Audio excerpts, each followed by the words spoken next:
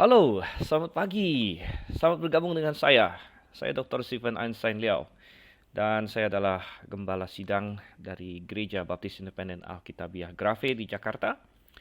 Dan saya juga adalah pengkhotbah dan pembawa acara di dalam podcast atau rekaman yang sedang Anda dengarkan saat ini, yaitu acara Mutiara Kebenaran. Selamat bergabung bersama dengan saya.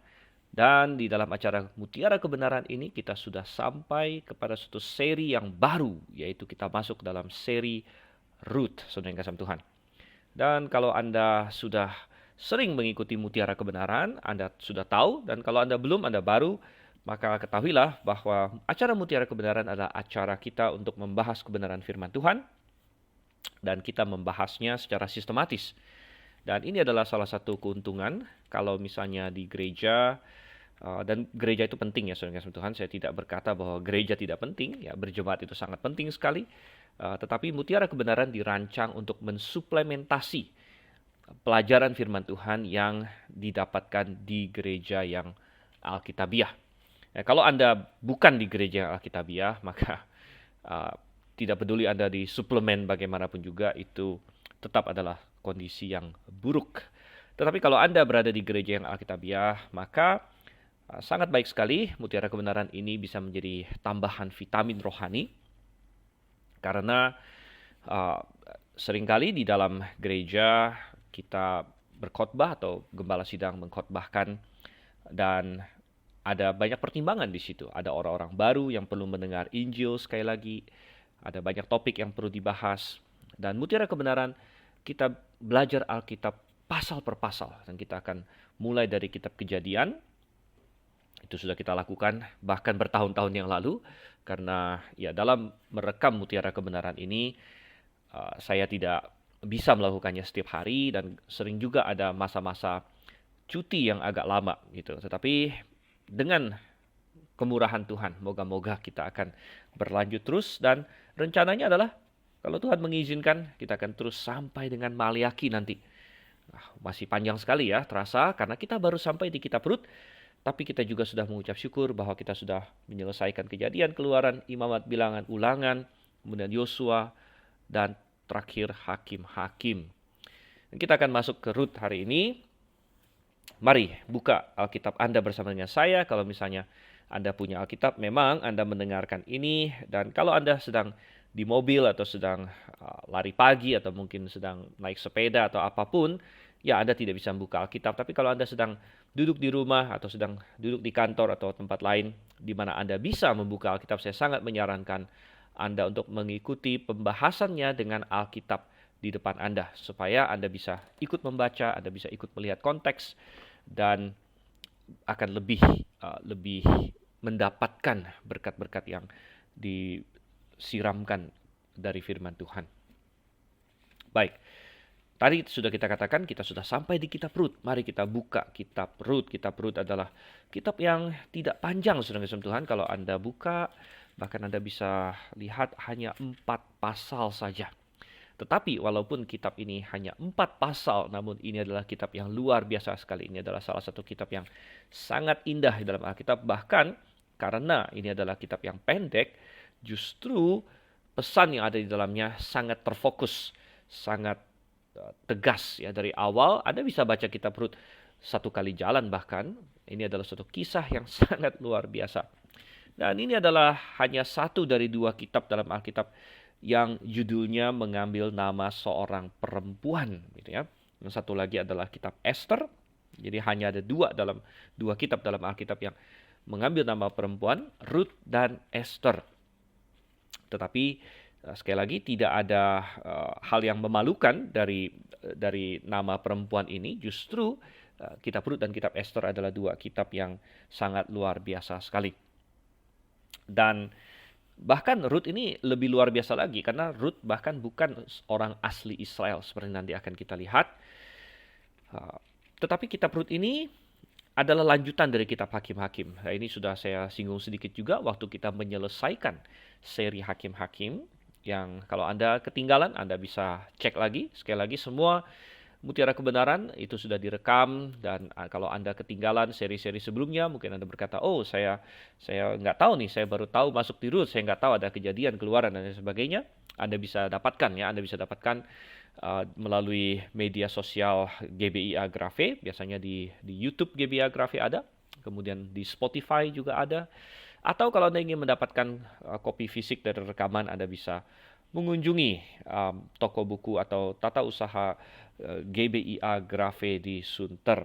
Anda bisa mendapatkannya.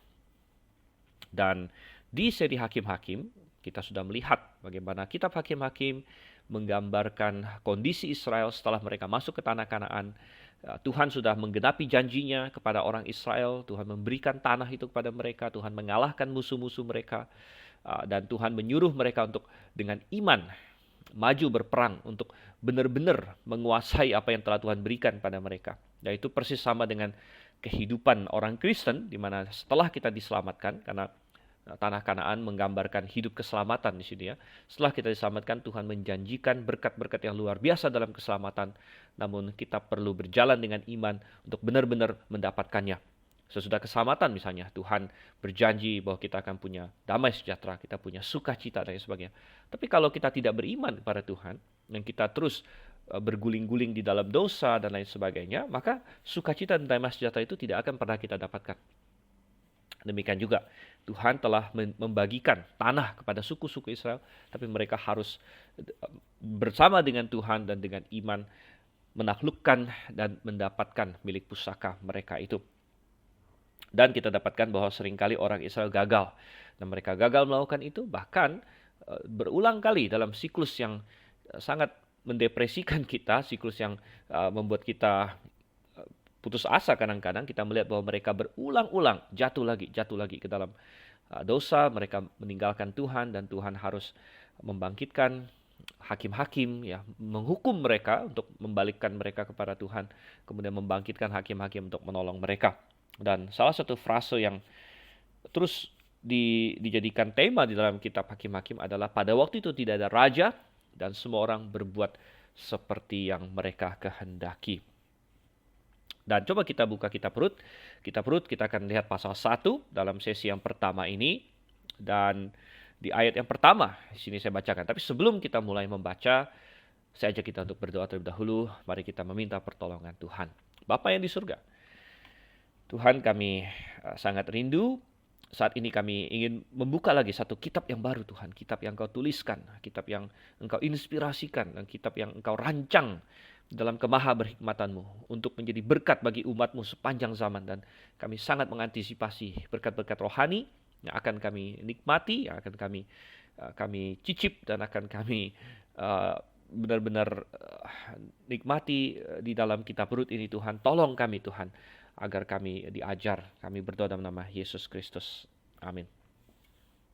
Oke, jadi kita lihat di sini Rut pasal 1, saya masih di bagian pendahuluan, jadi kita masih bicara mengenai apa itu kitab Rut di sini. Tapi Rut pasal 1 ayat 1 dikatakan, pada zaman para hakim memerintah, ada kelaparan di tanah Israel. Oke, jadi setting atau latar belakang dari kitab Rut adalah di zaman hakim-hakim. Di zaman hakim-hakim, dan wow, kita sudah melihat bahwa zaman hakim-hakim adalah zaman yang sangat kacau, saudara Tuhan. Namun, seperti yang saya katakan juga, kitab Rut ini semacam penawarnya, semacam penawar bahwa di dalam kekacauan masa hakim-hakim itu, di mana banyak sekali kita melihat kekacauan, ya, ada kemerosotan agamawi atau kemerosotan rohani, itu sudah kita lihat di hakim-hakim pasal 17 dan 18, di mana mereka menyimpang masuk dalam penyembahan berhala.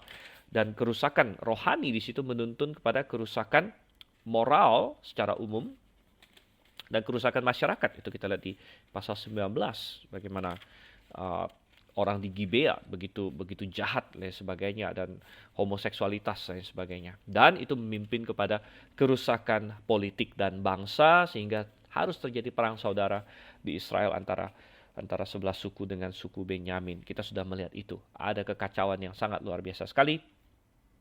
Tetapi Rut bagaikan semacam penawar. Semacam penawar yang memberitahu kita bahwa di tengah kekacauan masih ada orang-orang yang hidup sesuai dengan firman Tuhan. Masih ada orang-orang yang setia kepada Tuhan. Dan ini adalah penawar yang luar biasa. Ini adalah pemanis yang luar biasa bahwa ya kita dikuatkan. Kalau kita melihat hari ini dunia kita berada juga penuh kekacauan. Ada kemerosotan rohani. Oh ya benar ya, gereja-gereja banyak yang kacau. Jangankan gereja, saudara Tuhan. Gereja saja kacau gitu kan, apalagi yang tidak mengenal Tuhan gitu. Sangat kacau sekali sehingga ada kemerosotan moral di masyarakat dan ada kemerosotan secara bangsa dan nasional ya, bahkan di negara kita Indonesia sekalipun dan lain sebagainya.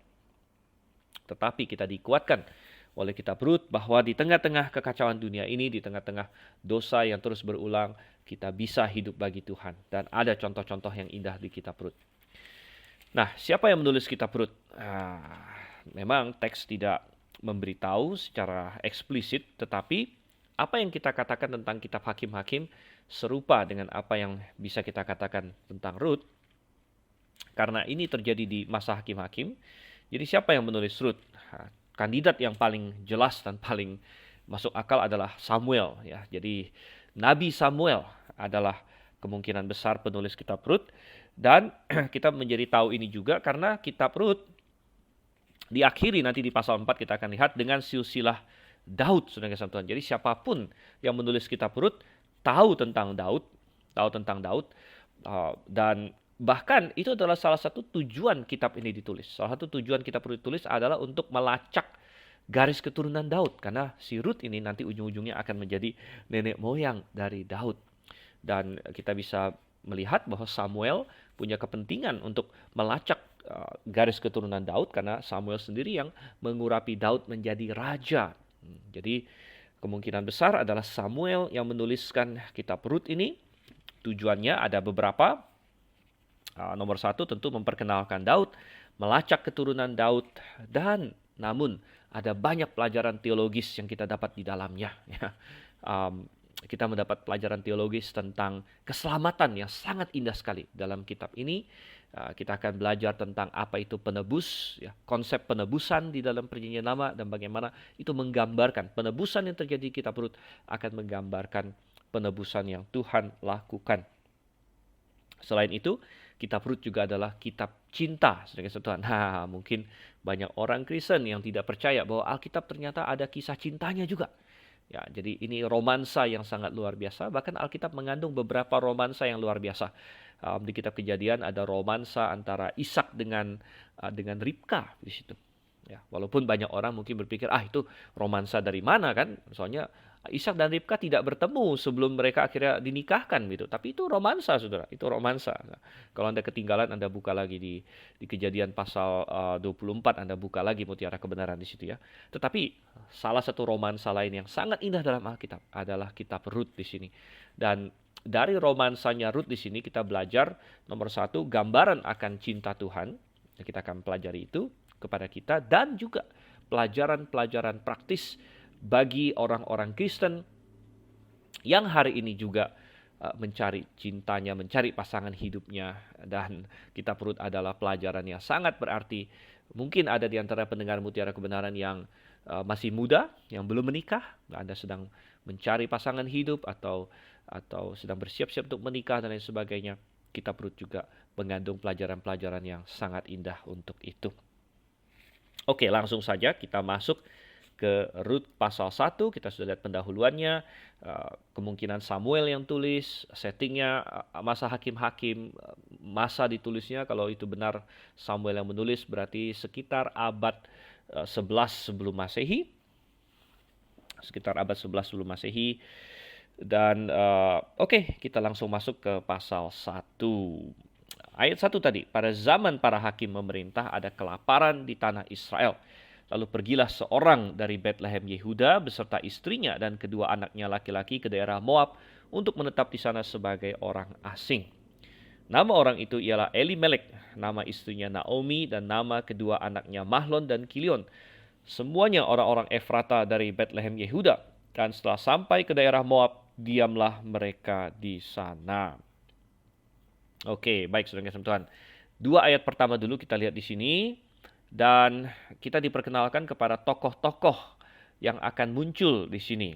Dan settingannya adalah pertama-tama di Bethlehem terlebih dahulu. Ada seorang namanya Elimelek namanya di sini ya.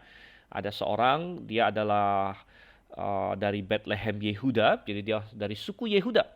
Dan dia tinggal di kota Bethlehem. Dan dia punya istri, istrinya namanya Naomi. Dia punya dua anak laki-laki yang namanya Mahlon dan Kilion, saudara yang kasih Tuhan. Dan apa yang menjadi katalis dari cerita ini adalah terjadinya kelaparan, tanya sini. Ya, ada kelaparan di tanah Israel. Oh, saudara yang kasih Tuhan. Ini suatu tema yang seringkali berulang di dalam Alkitab ya. Kelaparan, saudara yang kasih Tuhan. Kelaparan ini sangat menarik. Bahkan kalau kita baca di tanah Kanaan sering terjadi kelaparan. Alkitab sendiri mencatat belasan kali terjadi kelaparan yang signifikan di tanah Israel. Yang pertama sekali tercatat bahkan di zaman Abraham. Anda masih ingat di Kejadian, Abraham pernah mengalami kelaparan, lalu dia pergi ke Mesir. Apa yang terjadi di Mesir, dia hampir kehilangan Sarah waktu itu, masih ingat? Kemudian kedua kali terjadi lagi kelaparan di zamannya Abraham lagi, dan dia lari ke orang Filistin sekarang, Abimelek. Ya, jadi banyak terjadi kelaparan. Di zaman Ishak pernah jadi kelaparan, dia juga lari ke Abimelek. Dan di zaman Yakub masih ingat terjadi kelaparan yang sampai anak-anak Yakub harus pergi ke Mesir untuk membeli makanan, dan ada segala macam drama ketemu dengan Yusuf di sana. Ya, jadi saudara kasih Tuhan, ternyata terjadinya kelaparan-kelaparan yang dicatat di Alkitab di dalam ini tanah Kanaan di situ, semuanya signifikan rupanya ya, signifikan, dan biasanya ada tujuan Tuhan di situ. Dan termasuk di sini saudara kasih Tuhan, ada kelaparan di tanah Israel. Dan kadang-kadang kita bertanya, kenapa bisa ada kelaparan di situ? Biasanya di tanah Kanaan, pada tanah Kanaan itu dipromosikan sebagai tanah yang tanah yang sangat subur, ya, tanah yang berlimpah susu dan madunya. Berlimpah susu dan madu. Tapi secara periodik mengalami kelaparan. Dan Tuhan mengizinkan kelaparan untuk menguji umatnya. Dan Tuhan juga, coba kita buka Ulangan pasal 11. Ya. Sebenarnya di Ulangan pasal 11, ayat 13 sampai 17, Tuhan sudah mewanti-wanti, katanya di situ. Di ayat 13, saya bacakan ya, Ulangan 11 ayat 13. Jika kamu dengan sungguh-sungguh mendengarkan perintah yang kusampaikan kepadamu pada hari ini, sehingga kamu mengasihi Tuhan Allahmu dan beribadah kepadanya dengan segenap hatimu dan dengan segenap jiwamu, maka Ia akan memberikan hujan untuk tanahmu pada masanya, hujan awal dan hujan akhir, sehingga engkau dapat mengumpulkan gandummu, anggurmu, dan minyakmu. Oke, kita lengkap sedikit. Ayat 16, hati-hatilah supaya jangan hatimu terbujuk, sehingga kamu menyimpang dengan beribadah kepada Allah lain dan sujud menyembah kepadanya. Jika demikian, maka akan bangkitlah murka Allah terhadap kamu, dan Ia akan menutup langit, sehingga tidak ada hujan dan tanah tidak mengeluarkan hasil. Lalu kamu lenyap dengan cepat dari negeri yang baik yang diberikan Tuhan kepadamu. Oke, jadi kebanyakan kali ketika terjadi kelaparan di tanah Kanaan, terutama setelah orang Israel masuk ke tanah Kanaan, setelah Yosua, ketika ada kelaparan tanah Kanaan, itu adalah hukuman Tuhan. Itu adalah penghakiman seperti yang Tuhan katakan. Ya. Dan itu terjadi di zaman Rut di sini. Kenapa? Ya, seperti yang dibilang bahwa orang Israel menyimpang dari Tuhan. Ingat, ini terjadi di masa hakim-hakim. Kita tidak tahu persis ini siklus yang mana. Apakah ini di zamannya misalnya Gideon, apakah di zamannya Simpson, ataukah di zamannya Yefta dan sebagainya. Tapi di salah satu siklus di situ, orang Israel menyimpang dari Tuhan dan Tuhan menghukum mereka dengan kelaparan. Dan kita tahu bahwa ini terjadi lagi dalam sejarah Israel berulang-ulang ya. Kita masih ingat ada kelaparan besar juga di zaman Elia misalnya. Waktu itu dia dicari-cari oleh Ahab karena dia bilang tidak akan ada hujan 3,5 tahun, dan hujan tidak turun 3,5 tahun. Oke, jadi kembali ke Rut di sini. Ini adalah settingannya, ada kelaparan ya, dan Tuhan menghukum negara Israel dengan kelaparan. Dan sangat menarik sekali bahwa orang ini, Elimelek ini, dia tinggal di Bethlehem. Padahal Bethlehem itu apa? Bethlehem itu artinya secara literal adalah rumah roti, saudara. Jadi ini adalah seorang namanya Elimelek. Ya, dan nama-nama di cerita ini semuanya sangat bermakna. Jadi kita akan pelajari satu persatu. Elimelek sendiri adalah nama yang sangat indah. Elimelek artinya Allahku Raja. Allahku Raja atau uh, Allahku adalah Raja begitu. Jadi El itu Allah atau Tuhan, Allah gitu ya. Eli jadi Allahku, Melek Raja. Jadi nama yang sangat indah. Ya, nama yang sangat indah, nama yang menyatakan iman sebenarnya. Wah, Allah adalah rajaku. Gitu. Allah adalah rajaku, Allahku adalah raja. Dan dia punya istri namanya Naomi. Naomi ini sering diartikan manis, sweet dalam bahasa Inggris, atau bisa juga pleasant ya dalam bahasa Inggris, artinya ya orang yang enak gitu ya, enak ya, manis gitu, enak-enak dijadikan teman, enak bergaul dengan dia dan lain sebagainya. Jadi Elimelek dan Naomi, mereka adalah sepasang suami istri dengan keluarga mereka. Mereka tinggal di Bethlehem. Bethlehem kepunyaan suku Yehuda. Bethlehem artinya rumah roti. Yehuda artinya adalah pujian sebenarnya. Salah satu suku Israel. Dan apa yang terjadi? Di rumah roti di Bethlehem terjadi kelaparan, saudara kasih Tuhan. Terjadi kelaparan dan dia harus membuat keputusan apa yang akan dia lakukan. Dan itulah tema kita di pasal pertama ini, yaitu keputusan dan keputusan membawa konsekuensi, saudara Tuhan. Keputusan membawa konsekuensi, kadang-kadang konsekuensi yang kekal bahkan. Oleh karena itu, ingat kita ini adalah manusia, kita diciptakan menurut gambar dan rupa Allah. Oleh karena itu kita bisa punya kehendak bebas, kita membuat keputusan-keputusan. Namun keputusan-keputusan kita ada konsekuensinya, dan oleh karena itu kita harus membuat pertimbangan yang rohani, pertimbangan yang benar dalam membuat keputusan kita. Dan keputusan pertama yang akan kita teliti di sini, akan kita pelajari adalah keputusannya Elimelek. Ya, keputusan Elimelek, dia punya keluarga, dia punya 2 orang anak, namanya Mahlon dan Kilion. Jadi ketika kelaparan ini terjadi, sepertinya anak dia masih muda, mungkin belasan tahun, saudara kasih Tuhan. Dan berdasarkan nama ini agak lucu juga. Kalau saya selidiki, nama Mahlon dan Kilion ini konotasinya agak negatif. Kalau Elimelek dan Naomi namanya sangat bagus ya, sangat positif tadi. Elimelek Allahku Raja, Naomi artinya manis. Mahlon dan Kilion ya, dalam bahasa Ibrani artinya agak sedikit kurang begitu. Yaitu Mahlon katanya artinya semacam sakit ya, sakit atau ya, lemah tubuh gitu ya. Sedangkan Kilion juga artinya lemah gitu. Jadi ada kemungkinan bahwa Mahlon dan Kilion dikasih nama demikian karena mereka adalah anak-anak yang secara badani lemah begitu. Ya mungkin proses kelahirannya atau lain sebagainya. Elimelek dan Naomi menyadari bahwa 2 anak laki-laki mereka ini mungkin punya penyakit bawaan atau mungkin memang lahir dengan tubuh yang agak sedikit lemah ya, sehingga mereka dinamai demikian di situ ya.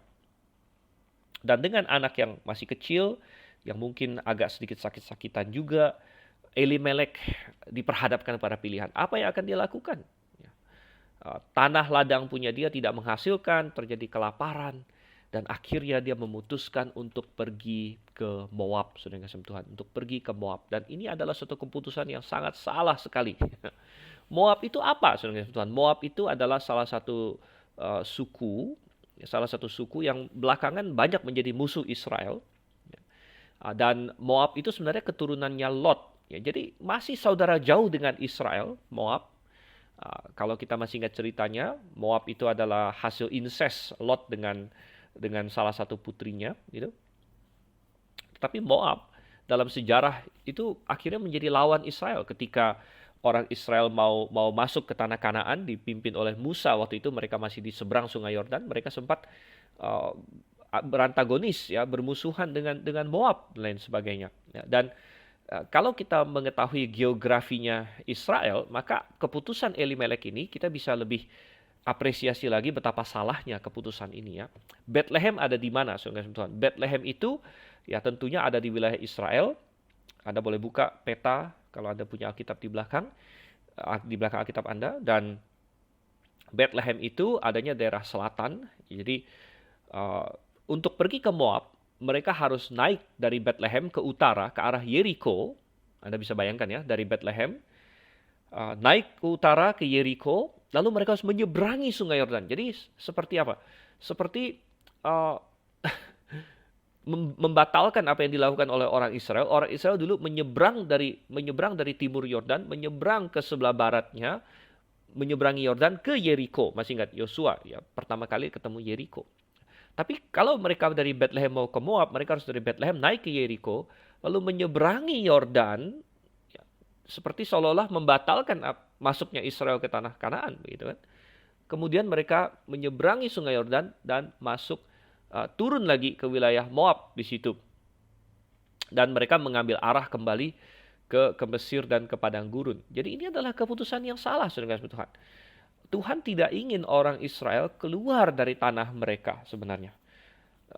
Tanah itu sudah Tuhan berikan kepada mereka. Dan kalau misalnya ada kelaparan yang muncul karena orang Israel meninggalkan Tuhan, respon yang benar adalah mereka harus berseru kepada Tuhan. Mereka harus berbalik kepada Tuhan.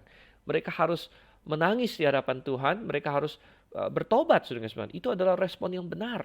Ya, tetapi tidak. Elimelek memutuskan dia akan pergi keluar dari rumah roti. Pergi keluar dari rumah roti, rumah pujian Yehuda, gitu kan? Untuk pergi ke Moab, ya, bangsa yang tidak mengenal Tuhan, yang ya pada waktu itu tidak bersahabat dengan Israel bahkan, dan dia akan bawa keluarganya ke sana, saudara yang kasih Tuhan. Wow, ya ini adalah keputusan yang salah. Tapi coba kita lihat lebih lanjut lagi ayatnya yang ketiga dan seterusnya. Ini ya, dikatakan kemudian matilah Elimelek suami Naomi sehingga perempuan itu tertinggal dengan kedua anaknya. Keduanya mengambil perempuan Moab, yang pertama bernama Orpa, yang kedua bernama Rut, dan mereka diam di situ kira-kira 10 tahun lamanya. Lalu matilah juga keduanya, yakni Mahlon dan Kilion, sehingga perempuan itu kehilangan kedua anaknya dan suaminya. Oke, kita stop sampai di sana. Masih kita menggarisbawahi dan mempelajari tentang keputusan Elimelek di sini, keputusan yang salah. Tetapi ada beberapa hal yang kita bisa komentari di sini lebih lanjut lagi. Betapa salahnya keputusan ini terlihat dari akhirnya mereka 10 tahun di sana, ayat yang keempat. Mereka diam di sana kira-kira 10 tahun. Kita tidak tahu pasti apakah dari awal mereka memang sudah rencana lama tinggal di Moab, atau yang lebih mungkin adalah mungkin tadinya mereka berpikir, kita hanya sebentar saja, kita akan menghindar dari kelaparan ini untuk sementara waktu, nanti kita akan cepat pulang kok dan lain sebagainya. Tetapi saudara yang kasih Tuhan, ini adalah hal yang patut dipelajari, bahwa ketika kita berkompromi, ketika kita tidak taat, kadang-kadang saudara yang kasih Tuhan sulit untuk memperbaiki langsung, begitu juga. Saya sering ibaratkan itu seperti kalau kita salah naik tol. Ya. Kalau kita salah naik tol, kadang-kadang kalau kita, sadar kan, saya pernah satu kali saya mau pergi ke satu tempat ya, dan terus terang ini agak lucu juga karena waktu itu saya pertama kali ketemu dengan istri saya waktu itu ya. Jadi waktu itu belum istri, waktu itu istri saya Daisy namanya, gitu. Tapi waktu itu belum istri, jadi waktu itu dia berkunjung ke Jakarta, ya. Dia berkunjung ke Jakarta karena tadinya dia tinggal di kota lain. Dan pertama kali saya ketemu dengan dia, jadi waktu itu saya bilang, oke, gimana kalau kita pergi ke mall? Saya bilang ya, kita pergi ke mall, lalu mau jalan ke sana. Tapi saudara kasih Tuhan, mungkin saya saking gugupnya atau bagaimana karena pertama kali ketemu dengan karena saya sudah ini ya, walaupun pertama kali ketemu dia, tapi kami waktu itu sudah ini kontak-kontak secara jarak jauh. Saya sudah email dengan dia yang tapi saya salah masuk tol, saudara. Saya salah masuk tol, intinya pada waktu itu mestinya saya ambil jalan yang lain ya, tiba-tiba mungkin karena asik ngobrol atau apa begitu ya, atau karena gugup atau lain sebagainya, saya nggak tahu juga. Saya salah masuk tol, mestinya nggak masuk tol, tiba-tiba udah nggak bisa mundur lagi. Ya, saya masuk tol dan gimana nih? Ya, akhirnya lumayan jauh juga muternya. Kita harus cari exit ya, dan keluar tol kan tidak kita langsung mau keluar bisa langsung keluar. Ya, kita cari dulu mana tempat keluar paling dekat. Nah, saudara yang kasih Tuhan, kadang-kadang kalau kita membuat keputusan yang salah, puji syukur kalau kita bisa langsung perbaiki. Puji syukur kalau kita bisa, ini udah salah nih, putar balik, U-turn gitu. Tapi kadang-kadang tidak bisa. Ya, kadang-kadang, susah. Ya, ada harga yang mahal kalau kita harus Kalau kita mau langsung putar balik. Dan kecenderungannya adalah ketika kita berkompromi, malah kita akan berkompromi terus. Ya. Karena kita tidak, sepertinya kita mahal untuk mau memperbaiki kesalahan awal itu, kita melakukan kesalahan lagi dan kesalahan lagi dan kesalahan lagi. Elimelek, ya, dia akhirnya sampai keluarga dia 30 tahun, bukan 30, 10 tahun ada di Moab di situ. Kenapa mereka bisa selama itu kita tidak paham juga, ya. Banyak skenario bisa terjadi. Misalnya dia beli rumah di Moab. Saya kasih ilustrasi modern gitu. Misalnya dia beli rumah di Moab, ya, tiba-tiba harga rumah anjlok, misalnya krisis ekonomi dan sebagainya. Jadi kalau dia mau pulang udah susah, tadinya dia beli mahal, sekarang harga rumah jatuh gitu. Lalu dia pikir saya harus tunggu dulu sampai harga rumah naik lagi, baru saya bisa jual, baru saya bisa pindah dan lain sebagainya. Jadi ada banyak saudara kasih Tuhan. Tapi intinya mereka sampai 10 tahun di sana, dan akhirnya apa yang terjadi? Ketika anak-anaknya bertumbuh besar, mereka mau menikah sekarang. Ya, tapi di sana tidak ada orang Israel. Jadi apa yang mereka lakukan? Mereka menikah dengan perempuan Moab, saudara kasih Tuhan. Menikah dengan perempuan Moab. Dan ini sudah melanggar firman Tuhan. Karena jelas Tuhan berkata bahwa mereka tidak boleh menikah dengan wanita yang non-Israel. Karena wanita-wanita itu bisa membelokkan hati mereka dari Tuhan. Ya. Jadi Elimelek membuat keputusan yang salah. Namanya sangat bagus. Allahku Raja Elimelek. Tapi dia dalam tindakannya tidak menomorsatukan Tuhan. Dan dia tidak meminta tuntunan Tuhan. Sehingga apa yang terjadi? Mereka melakukan kesalahan demi kesalahan. Dan efeknya apa? Efeknya kita melihat Elimelek meninggal. Gitu ya. Elimelek mati. Kemudian bahkan kedua anaknya juga mati. Kedua anaknya mati, saudara kasih Tuhan. Dan tadi saya sudah katakan bahwa nama mereka ya agak sedikit konotasi negatif, bahwa mereka adalah anak-anak yang kemungkinan agak sakit-sakitan. Jadi tidak begitu mengherankan bahwa mereka akhirnya mati. Dan meninggalkan siapa? Meninggalkan Naomi, meninggalkan kedua menantunya yang bernama Orpa dan Ruth. Diperkenalkan kita di situ di ayat yang keempat di sini ya. Dan walaupun di pasal 1 ini tidak dikasih tahu siapa menikah dengan siapa, nanti di pasal 4 kita dikasih tahu bahwa Mahlon menikah dengan yang namanya Ruth dan Kilion menikah dengan yang namanya Orpa. Dan artinya apa? Orpa artinya kemungkinan besar, karena ini nama Moab ya, nama Moab, tapi kalau dalam kita bandingkan dengan bahasa Ibrani, ya, Orpa itu artinya semacam ada yang bilang artinya cepat atau seperti kijang gitu ya, kijang atau cepat gitu. Jadi gambarannya adalah seorang perempuan yang mungkin cekatan ya, atau sporty ya, kalau hari ini ya, sporty, perempuan yang sangat fit ya. Nah, mungkin kita pikir kenapa dia menikah dengan ini ya, Kilion yang lemah begitu. Tapi ya dia menikah. Dan Ruth gitu. Ruth menikah dengan Mahlon. Ruth sendiri artinya banyak ini diperdebatkan arti asli Ibraninya, dan ada kemungkinan berarti bersahabat ya, karena ada hubungan dengan kata reut persahabatan di situ. Tetapi akhirnya tinggal Naomi dan kedua menantunya. Ini adalah hasil dari keputusan Elimelek yang salah, saudara kasih Tuhan. Oke, kita lanjut lagi. Kita mau melihat keputusan yang kedua sekarang. Keputusan Naomi. Nah, itu akan kita baca dari ayat yang ke-6. Kita lihat di sini. Kemudian berkemaslah ia, Naomi maksudnya, dengan kedua menantunya, dan ia pulang dari daerah Moab.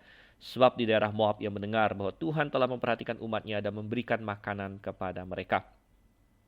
Maka berangkatlah ia dari tempat tinggalnya itu bersama-sama dengan kedua menantunya. Ketika mereka sedang di jalan untuk pulang ke tanah Yehuda, berkatalah Naomi kepada kedua menantunya itu, "Pergilah, pulanglah masing-masing ke rumah ibunya.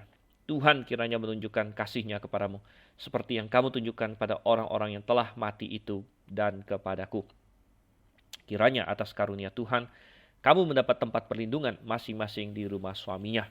Lalu diciumnyalah mereka, tetapi mereka menangis dengan suara keras dan berkata kepadanya, "Tidak, kami ikut dengan engkau pulang kepada bangsamu." Tetapi Naomi berkata, "Pulanglah anak-anakku, mengapakah kamu turut dengan aku? Bukankah tidak akan ada lagi anak laki-laki yang kulahirkan untuk dijadikan suamimu nanti? Pulanglah anak-anakku, pergilah, sebab sudah terlalu tua aku untuk bersuami. Seandainya pikirku ada harapan bagiku dan sekalipun malam ini aku bersuami, bahkan sekalipun aku masih melahirkan anak laki-laki, masakan kamu menanti sampai mereka dewasa? Masakan karena itu kamu menahan diri dan tidak bersuami? Janganlah kiranya demikian anak-anakku, bukankah jauh lebih pahit yang aku alami daripada kamu? Sebab tangan Tuhan teracung terhadap aku." Menangis pula mereka dengan suara keras. Lalu Orpa mencium mertuanya itu minta diri. Tetapi Rut tetap berpaut padanya. Oke.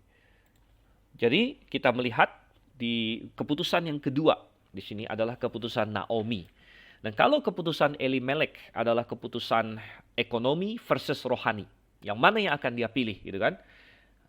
Ada suatu kesulitan, kelaparan, dia mau mementingkan ekonomi. Di Moab katanya ada lumayan makmur di situ, mungkin dia dengar kan, di Moab makmur, ya kita bisa kabur sebentar dari rumah roti, Bethlehem rumah roti, kita kabur sebentar. Atau dia mau keputusan rohani bahwa tidak, kita harus tetap di sini, adalah tanah yang Tuhan berikan kepada kita. Tuhan ingin kita sebagai orang Israel diam di sini. Di Moab tidak ada kebenaran misalnya, di Moab tidak ada masyarakat yang mengenal Tuhan, nanti anak saya mau menikah dengan siapa dan sebagainya. Itu adalah keputusan rohani. Tapi Elimelek memilih keputusan ekonomi dibandingkan keputusan rohani. Nah, yang dihadapi oleh Naomi sedikit berbeda. Naomi harus membuat keputusan dalam kesusahan. Dia mengalami kesusahan.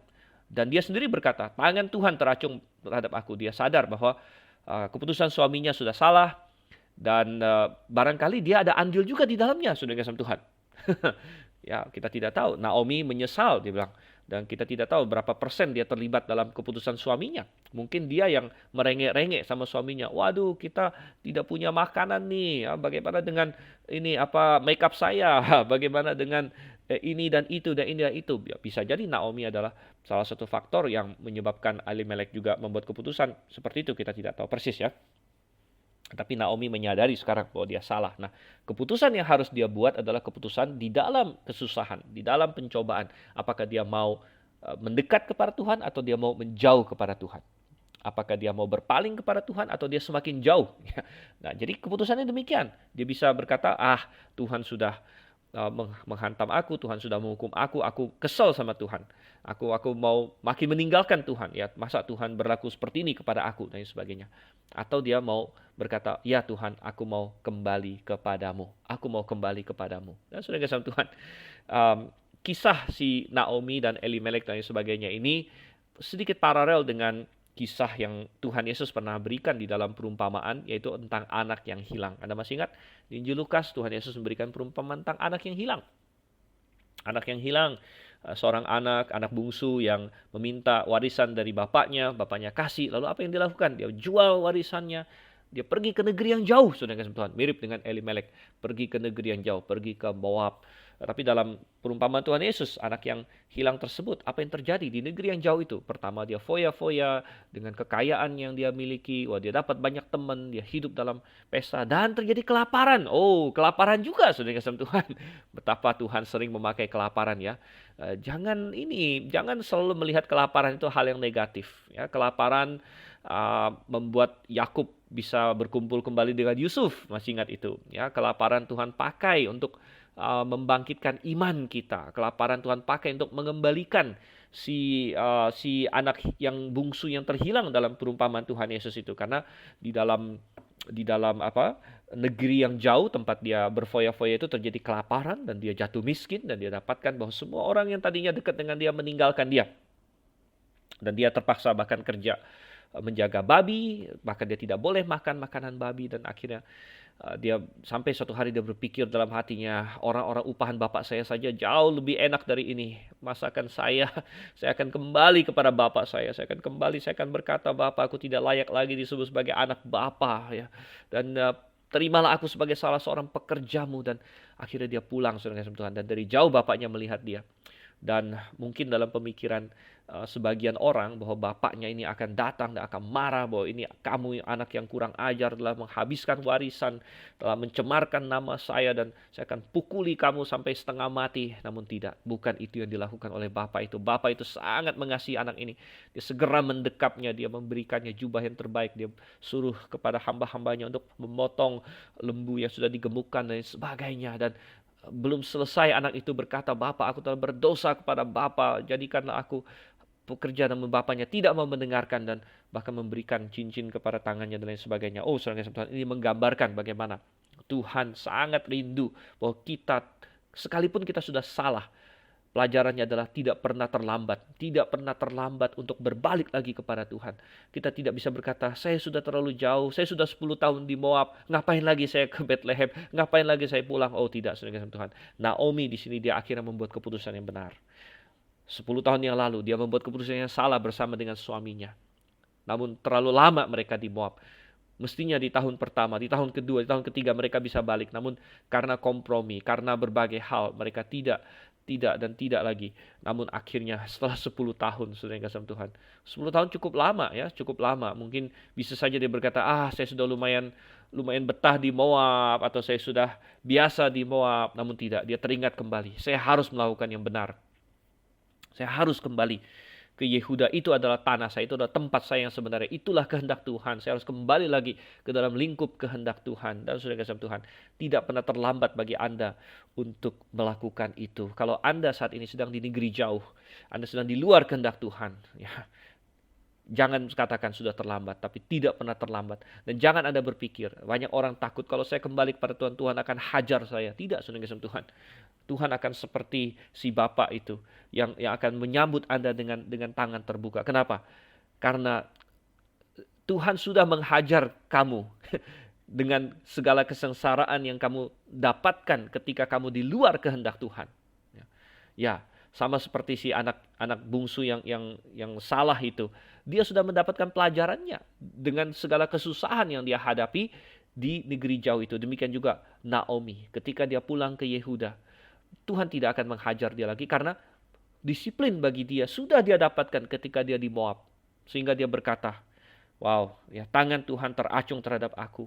Ya, aku tadinya punya suami, punya 2 anak, sekarang sudah tidak ada. Itu sudah disiplin yang cukup, saudara. Dan ketika Naomi memutuskan untuk kembali, ya, Tuhan akan menyambut dia. Tuhan akan menyambut dia. Kita akan lihat itu nanti.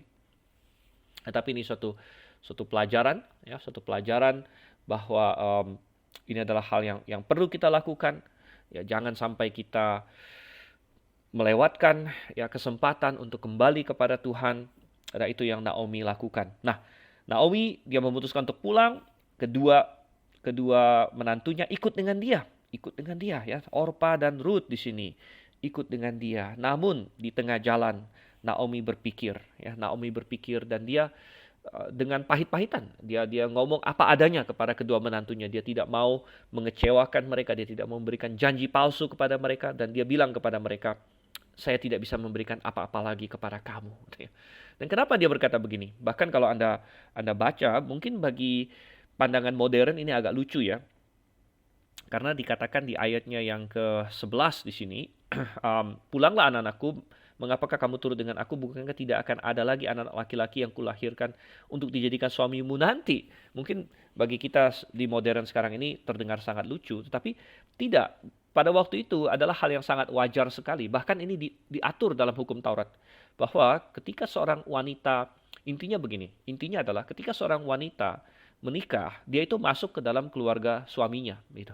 Masuk dalam keluarga suaminya, dan apa yang terjadi? Ya, dia menjadi bagian dari keluarga di sana, dan suaminya tentu mengasihi dia, dan keluarga suaminya juga mestinya mengasihi dia. Ya. Namun kalau misalnya suaminya mati, dan dia belum punya anak, nah kalau sudah punya anak, kalau suaminya mati dan sudah punya anak, maka tidak ada masalah yang terlalu besar karena anak itu kan adalah anak di suku suaminya, gitu, di keluarga suaminya, dan anak itu ya akan tumbuh besar, akan mengurus ibunya dan lain sebagainya. Jadi karena dia sudah punya anak, maka dia tempat dia, posisi dia di keluarga itu sudah mantap gitu, karena dia sudah punya anak uh, di keluarga tersebut. Tapi kalau si perempuan ini, si janda ini, ya suaminya meninggal, dia jadi janda dan dia belum punya anak, maka menjadi tanda tanya, bagaimana dengan status dia? Apakah dia masih di keluarga itu, gitu kan?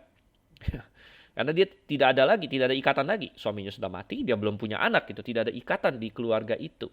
Nah, tetapi Tuhan mengatur bahwa si keluarga suami harus tetap bertanggung jawab terhadap perempuan yang sudah masuk ke dalam keluarga mereka ini. Ya, dengan cara apa? Menyediakan satu anak lagi untuk menikah dengan si janda ini. Ya. Satu anak lagi untuk menikah dengan si janda ini supaya janda ini tetap berada dalam keluarga tersebut, saudara kasih Tuhan. Dan ini adalah istilahnya pernikahan levirate kalau dalam istilah bahasa Inggrisnya. Levirate marriage. Levirate itu dalam pengertian saudara gitu. Jadi pernikahan saudara, menikahi saudara begitu. Menikahi saudara dari suami kita. Bagi seorang perempuan ya, menikahi saudara suami karena suami sudah meninggal. Jadi tetap di dalam keluarga tersebut, dan Tuhan mengatur ini di dalam hukum Taurat, dan mestinya Naomi tahu ya, berdasarkan aturan maka dia atau keluarga dia, keluarganya Elimelek harus menyediakan ya seorang laki-laki, seorang anak. Kalau misalnya Naomi punya anak lagi, dia harus serahkan lagi untuk menjadi suami dari Orpa dan Ruth ini. Dan peristiwa ini pernah terjadi di Kejadian, kalau Anda masih ingat, itu pada kasusnya Yehuda. Dan Yehuda waktu itu dia punya anak ya, dia punya anak yaitu Onan dan Shelah. Anda masih ingat ceritanya? Nah, kalau Anda lupa, Anda buka lagi Mutiara Kebenaran di pasal-pasal itu. Dan Yehuda mengambil menantu untuk anak pertamanya yaitu Nama menantunya Tamar di situ. Tapi jahat katanya dan Tuhan matikan Dan mereka belum punya anak di situ. Lalu akhirnya Tamar dinikahkan dengan anak keduanya. Jadi itu adalah hukum pernikahan levirate, dan ini akan menjadi tema yang penting di kitab Rut di sini ya. Akhirnya si Tamar menikah dengan Onan, tapi Onan jahat juga. Dia tidak mau membangkitkan keturunan bagi abangnya, karena dalam pernikahan levirate nanti anak yang pertama dihitung sebagai anak dari suami yang pertama, baru anak yang kedua tentu saja dihitung sebagai anaknya yang suami yang kedua begitu. Onan tidak mau ya, dia tidak mau dan Tuhan bunuh dia. Dan Yehuda jadi ketakutan, wah kenapa anak saya mati satu persatu nih menikah dengan Tamar gitu kan, sehingga dia tidak mau memberikan Shelah dan lain sebagainya. Tapi itu adalah contoh pernikahan levirate di sini. Dan intinya Naomi berkata kepada Orpa dan Ruth, ya saya tidak punya anak lagi gitu.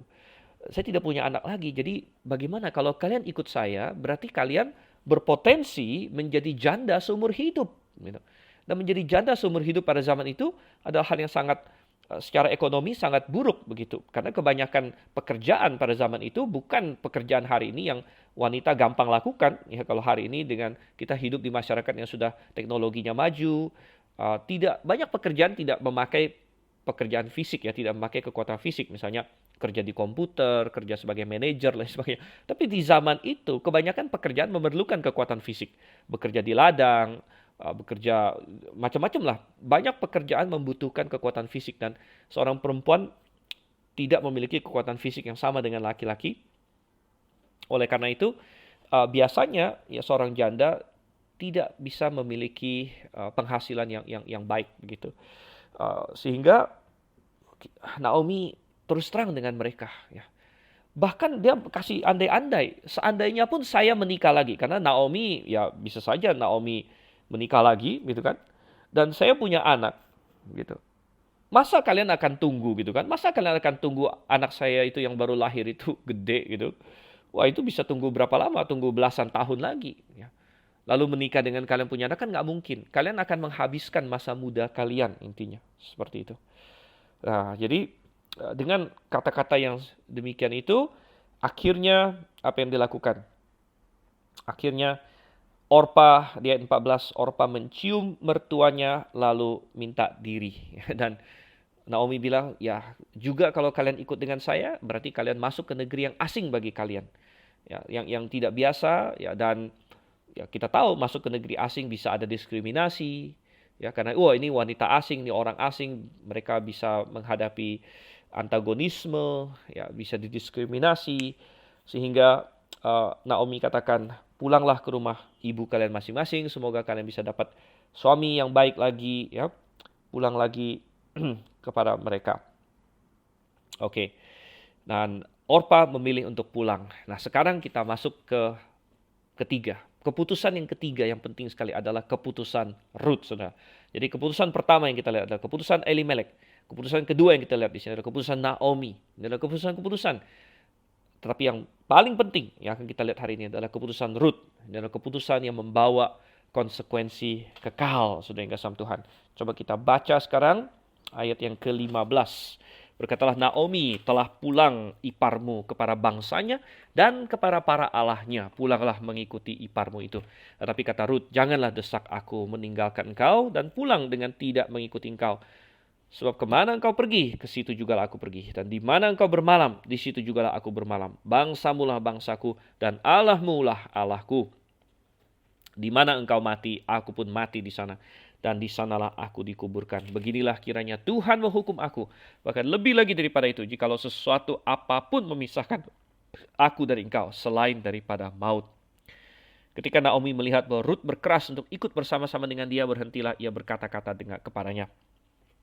Dan berjalanlah keduanya sampai mereka tiba di Bethlehem. Ketika mereka masuk ke Bethlehem, gemparlah seluruh kota itu karena mereka, dan perempuan-perempuan berkata, Naomi kah itu? Tetapi ia berkata pada mereka, janganlah sebutkan aku Naomi, sebutkanlah aku Mara, sebab Yang Maha Kuasa telah melakukan banyak yang pahit kepadaku. Dengan tangan yang penuh aku pergi, tapi dengan tangan yang kosong Tuhan memulangkan aku. Mengapakah kamu menyebutkan aku Naomi? Karena Tuhan telah naik saksi menentang aku, dan Yang Maha Kuasa telah mendatangkan malapetaka kepadaku. Demikianlah Naomi pulang bersama-sama dengan Ruth, perempuan Moab itu menantunya, yang turut pulang dari daerah Moab, dan sampailah mereka ke Bethlehem pada permulaan musim menuai jelai.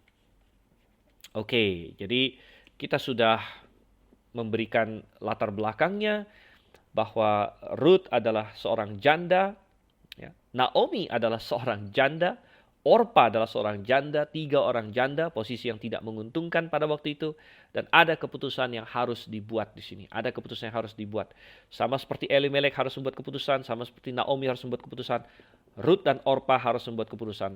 Orpa akhirnya dengan berbagai pertimbangan, dia pikir benar juga yang dikatakan Naomi. Ya, saya tidak punya banyak kans untuk menikah lagi kalau saya ikut dia. Dia tidak punya anak lagi, begitu. Dan pada zaman itu ya tidak banyak orang mau menikah dengan janda, saudara kasih Tuhan. Ya, karena ngapain menikah dengan janda, gitu kan? Mungkin pemikiran banyak orang itu, ya lebih baik saya menikah dengan perempuan yang masih perawan, begitu. Jadi ngapain mau menikah dengan janda? Oleh karena itulah keluarga dari si laki-laki yang meninggal itulah yang punya tanggung jawab di situ ya untuk menyediakan suami lagi untuk janda ini sebenarnya. Tapi Orpa berpikir ya kemungkinannya kecil ya, dan saya akan masuk ke negara yang baru. Saya bisa jadi didiskriminasi di sana nanti. Ya, saya akan dianggap lebih rendah dari perempuan-perempuan lain bahkan. Ya, karena bukan hanya dia janda, dia adalah perempuan asing. Nanti berbahasa Ibrani juga mungkin ada logatnya dan lain sebagainya. Banyak keputusan, saudara kasih Tuhan. Dan ada budaya yang baru dan ada Allah yang baru, saudara kasih Tuhan. Di Moab mereka terbiasa dengan ilah-ilah mereka. Tapi nanti di Israel mereka harus ya mengikuti Allahnya Israel. Dan akhirnya Orpa memilih untuk pergi. Tetapi Ruth tidak. Ruth membuat keputusan yang indah, saudara kasih Tuhan. Dia berkata kepada Naomi, jangan mencoba untuk meyakinkan saya pergi, katanya. Apa? Dia berkata, kemana engkau pergi, aku akan pergi ke situ. Di mana engkau bermalam, aku akan bermalam di sana. Bangsa mula bangsaku dan Allah mula Allahku. Wow, saudara kasih Tuhan.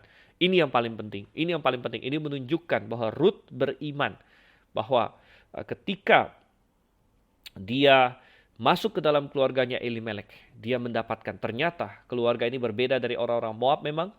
Mereka menyembah Allah yang hidup dan dia melihat betapa indahnya. Dia melihat ya, dan ternyata memang Elimelek dan keluarganya masih memperkenalkan Allah yang benar dan Tuhan memakai ya, kesalahan mereka untuk mendatangkan kebaikan. Banyak orang berkata, tadi kan kita singgung bahwa Mahlon dan Kilion membuat kesalahan menikah dengan perempuan Moab. Ya, itu kesalahan. Tuhan larang itu. Tapi mungkin ada orang berkata, bukankah ada hal yang baik yang keluar daripadanya? Karena Ruth akhirnya Rut akhirnya menjadi percaya kepada Tuhan. Benar, saudara kasih Tuhan. Namun itu tidak membenarkan kesalahan yang awal, itu hanya menggarisbawahi suatu prinsip bahwa Tuhan masih bisa mendatangkan kebaikan dari kesalahan-kesalahan kita. Ya. Tuhan bisa mendatangkan kebaikan. Dan Rut di sini, salah satu hal positif adalah dia masuk dalam keluarga Elimelek, dia menikah dengan Mahlon, dia menjadi mengenal Tuhan yang benar, dan itu lebih menjadi pertimbangan yang lebih daripada bagi dia daripada semua yang lain. Pertimbangan bisa menikah lagi atau enggak, pertimbangan nanti ekonomi dia bagaimana, pertimbangan nanti dia tinggalnya di tempat yang kurang nyaman dan sebagainya. Semua itu kalah dari pertimbangan bahwa dia tahu dia sudah mengenal Tuhan yang benar. Dan dia berkata, Allahmu lah Allahku. Dan bangsamu lah menjadi bangsaku. Dia memahami bangsa Israel sebagai umat pilihan Tuhan. Ya. Dan di mana engkau mati, aku pun akan mati di sana. Dia sudah terbawa dan dia sudah diyakinkan. Mungkin Elimelek pernah cerita, mungkin Mahlon pernah cerita bagaimana tanah Israel sudah diberikan oleh Tuhan kepada mereka dan bahwa mereka punya pengharapan yang indah. Dengan Abraham, Ishak dan Yakub, mereka punya pengharapan mereka akan dibangkitkan dan mewarisi tanah itu untuk kekekalan bahkan. Sehingga Rut di situ memiliki pemahaman yang sama. Ini berkata bahwa di mana engkau mati, aku pun mau mati di sana. Di sanalah aku mau dikuburkan, saudara kasih Tuhan.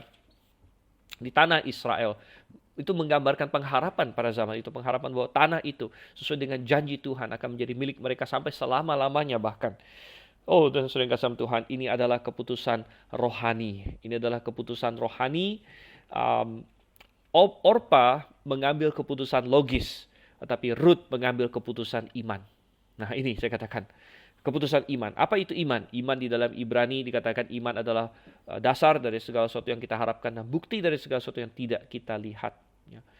Saya yakin Rut dan Orpa sama-sama mau. Siapa sih yang tidak mau hidup yang enak? Siapa yang tidak mau kita mengambil keputusan hasilnya akan bagus, hasilnya akan kita bisa menikmati hidup ini. Semua kita ingin semua itu. Saya yakin Rut juga ingin, tapi dia mengambil keputusan iman. Saya tidak bisa lihat sekarang. Saya tidak tahu ujungnya bagaimana, tapi saya yakin mengikuti Tuhan adalah yang terbaik. Itu adalah keputusan iman, saudara Tuhan. Dan hari ini saya yakin dan percaya bahwa setiap dari pendengar juga diperhadapkan kepada banyak keputusan. Ada keputusan yang kecil, ada keputusan yang besar. Mari kita belajar dari 3 orang ini. Elimelek, dia membuat keputusan yang salah. Dia membuat keputusan ekonomi, bukan keputusan rohani. Naomi di dalam kesalahan, mungkin ada di antara pendengar sekalian yang Anda tahu Anda sedang di luar kehendak Tuhan saat ini. Mungkin itu dalam hal pekerjaan Anda, mungkin itu dalam hal kerohanian Anda, mungkin Anda tahu Anda sedang berada di gereja yang salah, yang mengajarkan hal yang salah sebenarnya, atau Anda dalam hubungan Anda dengan keluarga Anda dalam kesalahan. Mungkin ada suami yang telah memperlakukan istri dengan tidak baik selama ini, ada istri yang membangkang terhadap suaminya selama ini. Banyak saudara-saudara, ada anak-anak muda yang selama ini tidak benar di hadapan Tuhan, ya tidak benar entah terhadap orang tuanya, entah dalam keduniawian, ya hawa nafsu dan sebagainya. Mungkin Anda di luar kehendak Tuhan, Anda tahu itu. Ingat akan keputusan Naomi, dia berkata, aku harus kembali kepada Tuhan, ya, dan tidak terlambat. Akan lebih baik kalau dia memutuskan itu di tahun kedua, ketiga, keempat. Namun sampai tahun ke-10 pun dia tetap bisa berkata, aku mau kembali. Dan ketika dia kembali, kita baca, dia bilang, jangan panggil aku Naomi lagi, panggil aku Mara. Mara artinya pahit, Naomi artinya manis. Dan dia menyadari yang maha kuasa, tangan yang maha kuasa telah aku perginya penuh, sekarang Tuhan memulangkan aku dengan tangan kosong. Dia menyadari bahwa dia terkena disiplin Tuhan. Ya. Apakah Anda perlu menunggu Anda kena disiplin Tuhan dulu baru membuat keputusan yang benar? Jangan sampai begitu ya. Namun ingat juga keputusan yang ketiga, keputusan Rut, begitu. Keputusan Rut bahwa dia membuat keputusan iman. Ya, keputusan iman, keputusan yang didasarkan pada pengenalan dia akan Tuhan yang benar. Dia belum bisa lihat ujungnya, ya, hampir tidak ada dari kita yang bisa melihat ujung perjalanan kita. Tapi kalau kita berkata bahwa oke, saya akan ambil keputusan yang sesuai dengan yang Tuhan inginkan, ya, sesuai dengan firman-Nya, sesuai dengan prinsip-prinsip firman Tuhan, saya akan melangkah dengan iman. Ini adalah hal yang indah sekali. Ya. Alkitab tidak kasih tahu kita, tapi menurut tradisi Yahudi, ya, dan saya tidak tahu seberapa bisa dipercaya tradisi ini, tapi menurut legenda Yahudi lah, gitu ya. Orpa akhirnya kita tidak pernah dengar lagi. Rut Oke, kita sudah tahu ceritanya, dia akan menjadi nenek moyang Daud, bahkan nenek moyang Mesias dengan sama Tuhan. Tapi Orpa menurut tradisi Yahudi, dia akhirnya menjadi nenek moyangnya Goliat. Ya, jadi menurut legenda mereka, Orpa melahirkan Goliat, atau mungkin bukan melahirkan ya, mungkin menjadi nenek atau menjadi buyut dari Goliat. Nah, seberapa benar itu kita tidak tahu, ya bisa jadi itu isapan jempol saja, tapi intinya kita tidak pernah dengar lagi Orpa kembali lagi. Kalau menurut Naomi, dia bilang di sini ayat 15, Orpa telah kembali kepada bangsanya dan kepada para allahnya. Nah, kalau dia memang kembali kepada para allah Moab, maka Orpa tidak diselamatkan, sudah kasih Tuhan. Jadi kita melihat di sini keputusan. Nah, kalau Anda perlu membuat keputusan untuk keselamatan hari ini, Anda perlu melakukannya. Itu adalah keputusan iman, bahwa saya adalah orang berdosa, saya perlu diselamatkan oleh Yesus Kristus, saya perlu bertobat dan percaya kepadanya, maka Anda perlu lakukan itu. Tetapi juga bagi setiap orang yang sudah percaya, kita perlu membuat keputusan-keputusan dalam hidup ini. Dan tentu masih banyak sekali pelajaran yang akan kita dapatkan di kitab Rut ini, pasal 2, pasal 3, dan pasal 4 menanti kita. Jangan tinggalkan, ikuti dalam sesi selanjutnya Mutiara Kebenaran seri kitab Rut. Saya Dr. Stephen Ansel Liao, undur diri dulu dari hadapan Anda. Sampai berjumpa kembali dan Maranatha.